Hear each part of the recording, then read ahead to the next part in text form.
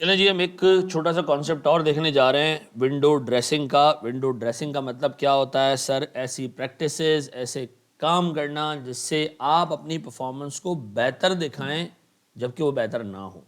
यानी सर आप अपनी एक्चुअल परफॉर्मेंस से ज़्यादा अच्छा दिखने की कोशिश करने के लिए कुछ भी काम करें वो विंडो ड्रेसिंग कहलाएगा। ठीक है जी, यानी चीज़ों को गलाफ उड़वाना, ठीक है, उनकी गंदगी छुपा देना, ये विंडो ड्रेसिंग है। ठीक है, अब देखिए विंडो ड्रेसिंग क्यों की जाती है? ताकि रेशोज़ को बेहतर बनाया जा सके। ठीक है जी, और जो एनालिस्ट होगा, जो रेशोज़ कैलकुलेट करके कंपनी की परफॉर्मेंस पे बात करेगा, उसको मिसलीड किया जा सके। ठीक है जी, एक कंपनी ने कुछ ऐसे काम किए जिससे कंपनी की प्रॉफिट अच्छा नज़र आने लग गया। ठीक है, जो फ्यूचर की सेल्स थी वो इस साल बुक हो गई, जो इस साल के एक्सपेंसेस थे वो अगले साल हमने फेंक दिए, तो हमारा प्रॉफिट बढ़ गया। प्रॉफिट बढ़ा तो हमारे बहुत सारे रेशियोज अच्छे हो गए, रिटर्न ऑन कैपिटल एम्प्लॉयड भी अच्छा हो गया, रिटर्न ऑन इक्विटी भी अच्छा हो गया, नेट प्रॉफिट रेशियो भी अच्छा हो गया। ठीक है जी, ऑपरेटिंग प्रॉफिट रेशियो भी अच्छा हो गया। सर हमारे पास बाकी रेशियोज भी अच्छे हो गए और नज़र आने लगा जी कंपनी तो बहुत अच्छी है। तो ऐसी प्रैक्टिसेस में 1000 एग्जाम्पल्स हो सकती हैं विंडो ड्रेसिंग की, लेकिन आपने याद रखना है सर इसकी डेफिनेशन को। Rules and practices that are applied, utilized, used, ठीक है जी, to present financial statements in such a way that performance and situation, performance का मतलब है पीएनएल, सिचुएशन का मतलब है बैलेंस शीट, देख कंपनी की परफॉर्मेंस और कंपनी की सिचुएशन बेटर देन एक्चुअल नजर आए। ठीक है जी, ऐसे रूल्स एंड प्रैक्टिस पहला वर्ड याद रखने वाला। ठीक है जी, जो क्या करें, फाइनेंशियल स्टेटमेंट्स को ऐसे प्रेजेंट करें कि कंपनी की परफॉर्मेंस और सिचुएशन बेहतर नजर आए, बेहतर नजर आए एक्चुअल से। ठीक है जी, ये याद रहेगा सर। अच्छा जी, अब बताएं जी विंडो ड्रेसिंग कैसे की जाती है। मिसाल के तौर पर सर ये एक प्रैक्टिस है कि आप सप्लायर का पैसा डिले करें। इससे क्या होगा, ईयर एंड के करीब करीब पहुंचे, नहीं दिया नहीं दिया नहीं दिया, साल ख़त्म हो गया, हमने कैश बड़ा ज़बरदस्त दिखा दिया।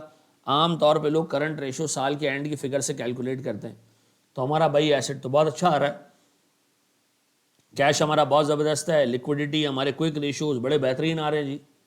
ठीक है जी, तो डिले करने से कैश की पोजीशन अच्छी हुई, लोगों को नजर आया कंपनी के पास ठीक ठाक कैश पड़ा हुआ है।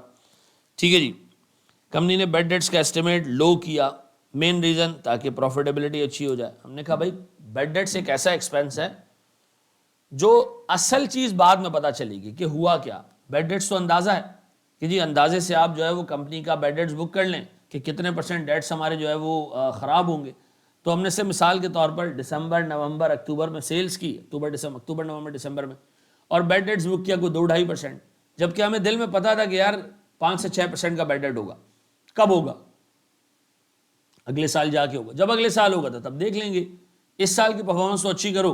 नहीं सर, अगर आप एस्टिमेट कम करोगे बेड डेट्स का प्रॉफिट बढ़ाने के लिए ताकि आपका प्रॉफिटेबिलिटी अच्छी नज़र आए, ओवर द पीरियड आपके रेशियोज अच्छे नज़र आए, सर ये एक विंडो ड्रेसिंग की टेक्टिक है। ठीक है, फिर बाज़ औक़ात कंपनीज पॉलिसी बनाती हैं कि जी हम ड्यूरिंग द पीरियड सर जब भी 10,000 रुपये से कम का एक्सपेंडिचर होगा हम उसको एक्सपेंस आउट कर देंगे। 10,000 से कम का एक्सपेंडिचर होगा, भले उससे कोई एसेट आया हो, 10,000 रुपये का कैमरा आ गया 9,880 का, तो हमने डिसाइड किया भाई 10,000 से ऊपर के अमाउंट को हम कैपिटलाइज करेंगे और 10,000 और उससे नीचे के अमाउंट को हम एक्सपेंस आउट कर देंगे। हर कंपनी के लिए थ्रेशोल्ड अलग अलग होता है। मिसाल के तौर पर मेरी कंपनी ने डिसाइड किया कि 10,000 रुपये का जो भी अमाउंट होगा, अगर इससे अमाउंट ऊपर आया तो हम उसको एक्सपेंस में डालेंगे, उसको हम कैपिटलाइज करेंगे। यानी अगर मिसाल के तौर पर मैं कैलकुलेटर खरीदूँ, देखो कैलकुलेटर आएगा 3-4 हज़ार रुपये, एक्सपेंस आउट कर दो, भले ही 5 साल चले। एक लैपटॉप खरीदा 30,000 का, क्या 10,000 रुपये से ऊपर है? हाँ, अब इसको कैपिटलाइज करो, 5 साल पे डेप्रिशिएट करो। तो जो भी आप एसेट खरीदें अगर उसकी वैल्यू 10,000 रुपये से ऊपर हो कैपिटलाइज कर दें, 10,000 से कम हो या 10,000 हो इमीडिएटली एक्सपेंस आउट कर दें। अगर मैं 10,000 रुपये की अमाउंट या उससे नीचे के एसेट्स को उठा के कैपिटलाइज करना शुरू कर दूं बजाय एक्सपेंस आउट करने की, तो मेरे एक्सपेंसेस कम हो जाएंगे, एक्सपेंसेस कम हो जाएंगे तो मेरा प्रॉफिट बढ़ जाएगा। ऐसा सर रिपेयर एक्सपेंस, दूसरी example, repair expense, maintenance expense कहां जाने चाहिए? सर सीधी सी बात है, ये पीएनएल में जाने चाहिए। और ओवरहॉलिंग एक्सपेंस ये कहां जाना चाहिए? सर ये बैलेंस शीट पे जाना चाहिए, एसेट की कॉस्ट में ऐड होना चाहिए, कैपिटलाइज होना चाहिए।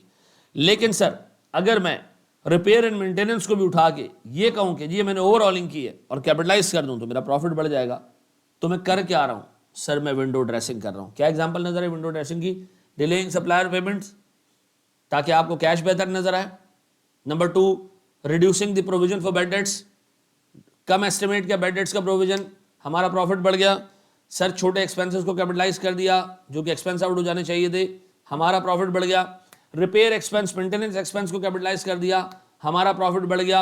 वो इंटरेस्ट एक्सपेंस जो पीएनएल में चार्ज हो जाना चाहिए था, कैपिटलाइज नहीं होना चाहिए था एज पर बोरिंग कॉस्ट, उसको हमने कैपिटलाइज कर दिया, सर हमारा प्रॉफिट बढ़ जाएगा। सर किसी एसेट की यूजफुल लाइफ को ज्यादा एस्टिमेट करना, इससे डेप्रिसिएशन कम हो जाएगा। रेजिडुअल वैल्यू को ज्यादा एस्टिमेट करना, इससे डेप्रिसिएशन कम हो जाएगा। ऐसे काम करना जिससे कंपनी के प्रॉफिट में इजाफा हो जाए, सर ये ऐसे मामलात हैं। और 2 नंबर यही, कोई जेन्युइन काम नहीं है, इसको हम क्या कहेंगे? Window dressing. तो अगर एग्जामिनर आपसे कहे कि जी 5 एग्जाम्पल्स लिखे, तो आपने 5 एग्जाम्पल्स कैसे याद करनी है? सप्लायर की पेमेंट को डिले करना एक टैक्टिक है जिससे कैश फ्लोज अच्छे नजर आते हैं, कैश अच्छा नजर आता है। नंबर 2, सर बैड डेट्स के एस्टिमेट को कम करना, बैड डेट्स के एस्टिमेट को कम चार्ज करना, कम एस्टिमेट करना, बैड डेट्स के अमाउंट को कम रखना, सर ताकि बाद में जब आएगा तो देख लेंगे, सर इससे आपका प्रॉफिट बढ़ जाएगा। सर एसेट्स की यूजफुल लाइफ को जो है ना वो कम करके दिखाना, सो ज़्यादा करके दिखाना जिससे डेप्रिसिएशन और फैलेगा, सर हमारे पास पर ईयर एडप्शन कम हो जाएगा, प्रॉफिट बढ़ाने के लिए करना, गलत बात। रेजिडुअल वैल्यू का एस्टिमेट को ज़्यादा अज्यूम करना, गलत बात, जिससे भी डेप्रिसिएशन कम हो जाएगा। छोटे एक्सपेंसेस को कैपिटलाइज करना जबकि उनको एक्सपेंस आउट हो जाना चाहिए। 10,000 12,000 से कम के एक्सपेंसेस को आमतौर पे कंपनी एक्सपेंस आउट कर देती है, इवन हमने उस पर कोई एसेट भी खरीदा और उसको कैपिटलाइज करना, सर गलत बात है, प्रॉफिट बढ़ जाएगा। सर मेरे पास जो है वो रिपेयर एक्सपेंस को कैपिटलाइज कर देना, ओवरहॉलिंग के तौर पे दिखा देना, मेंटेनेंस एक्सपेंस को ओवरहॉलिंग के तौर पे दिखा देना, गलत बात, विंडो ड्रेसिंग। सर और एक चीज याद रखना, वो इंटरेस्ट जो कैपिटलाइज नहीं होना चाहिए था, सर जो एक्सपेंस आउट हो जाना चाहिए था, उसको कैपिटलाइज करना गलत तरीके से, सर ये भी हमारे पास क्या है जनाब? Window dressing. विंडो ड्रेसिंग का ऑब्जेक्टिव क्या होता है? अपनी लिक्विडिटी को, प्रॉफिटेबिलिटी को, ठीक है जी, अपनी परफॉर्मेंस को, ठीक है जी, अपने कैश फ्लोस को बेहतर दिखाना लोगों को और गलत काम करना, ये विंडो ड्रेसिंग कहलाता है। आई होप ये एग्जांपल्स आपको याद रहेंगी, ये डेफिनेशन आपको याद रहेगी। 2 वर्ड इसमें याद रखना, परफॉर्मेंस और सिचुएशन। परफॉर्मेंस बेहतर करने का मतलब है पीएनएल बेहतर करना, सिचुएशन बेहतर करने का मतलब है बैलेंस शीट बेहतर करना। रूल्स एंड प्रैक्टिसेस, वो घटिया रूल्स एंड प्रैक्टिसेस जो आप फाइनेंशियल स्टेटमेंट्स में अप्लाई करते हो ताकि आपकी परफॉर्मेंस और सिचुएशन बेटर देन एक्चुअल नजर आए। ठीक है जी, आई होप ये एग्जांपल्स आपको याद रहेंगी। Thank you very much. अच्छा एक चीज़ और याद रखना है इसके अंदर, मिसलीडिंग इन्फॉर्मेशन का इम्पैक्ट क्या होगा? सर मिसलीडिंग इन्फॉर्मेशन यूजर्स को मिसलीड करेंगी, वो गलत डिसीजन ले सकते हैं। विंडो ड्रेसिंग का अल्टीमेट नुकसान क्या है? यूज़र जो फाइनेंशियल स्टेटमेंट्स को यूज़ करके उसके ऊपर रेशोज कैलकुलेट करके डिसीजन देते हैं कि हमने इस कंपनी में पैसा इन्वेस्ट करना है या नहीं करना, या पैसा निकाल लेना है या नहीं निकालना। ठीक है, ऐसे इन्वेस्टर्स को नुकसान हो सकता है अगर उनको गलत इन्फॉर्मेशन दी जाए, वो गलत डिसीजन ले सकते हैं। ठीक है जी, सर ये हमारे पास आज का सेकंड टॉपिक था। Thank you very much. हम मूव हो रहे हैं सर पास्ट पेपर्स की प्रैक्टिस पे। यहाँ हमारे रेशियोज खत्म हुए, सिर्फ एक छोटा सा एरिया और बाकी है इसमें, लिमिटेशन ऑफ रेशियोज। और फिर उसके बाद हम सर पहले हम पास्ट पेपर्स के कुछ क्वेश्चंस करेंगे, फिर हम लिमिटेशन ऑफ रेशियोज के ऊपर एक सवाल वो देखते हैं, एक थ्योरी का पार्ट देखते हैं जो पेपर में काफ़ी दफ़ा टेस्ट भी हो चुका है। Thank you very much ji.